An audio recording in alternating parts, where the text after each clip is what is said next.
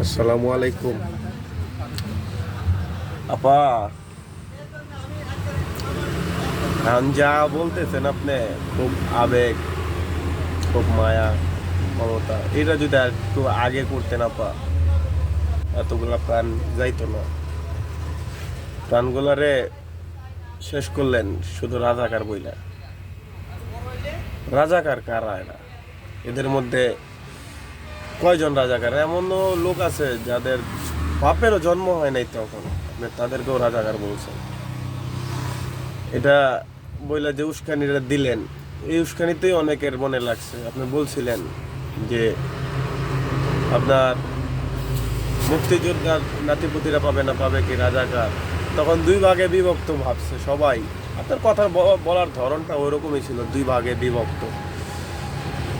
আর মুক্তিযোদ্ধা ব্যতীত আপনার দলের যারা আছে আপনি তাদেরকেও রাজাকার বলছেন। এই রাজাকার শব্দটা খুব কুৎসিত, তারপরে সবাই মাইনে নিতে হাসি মুখে। কারণ কি জানেন? ওই যে আপনি বলছেন না, দেশ প্রধান যে তার দেশের নাগরিকরা যা বলবে নাগরিকরা তো তাই বুঝবে। আপনিও ঠিক তেমনি আমাদের দেশের প্রধান হিসেবে যা বলছেন, ছাত্ররাও তা মেনে নিছে যে আমরা রাজাকার। তো বাবা, আপনার কথাটা ঠিক হয় না, বুঝছেন? এতগুলা প্রাণ চলে গেল, এখন আমাদের চলতে ফিরতেও কষ্ট হয়ে যেতেছে আপনার কারফিউর জন্য। তো বাবা, আশা করি যে আপনি আগামী দিনগুলো একটু ভালোভাবে রাখবেন আমাদের, যতদিন আল্লাহ আপনাকে নেক হায়াত দান করে। আপনি যতদিন আমাদের দেশের প্রধান হিসাবে থাকেন, আশা করি যে দেশটাকে সুশৃঙ্খলভাবে চালায় নেবেন। অশান্তি, অরাজনৈতিকতা এগুলা একটু কমায়া করতে বললেন আপনার দলের লোকজনকে। তারা খুব অত্যাচার করে, এক কথায় বলতে গেলে তাদের খুব ক্ষমতা দিয়া রাখছেন। আপনি তো দেন নাই, আপনার নাম বেচেই খায়। তারা খুব ক্ষমতা দেখায়।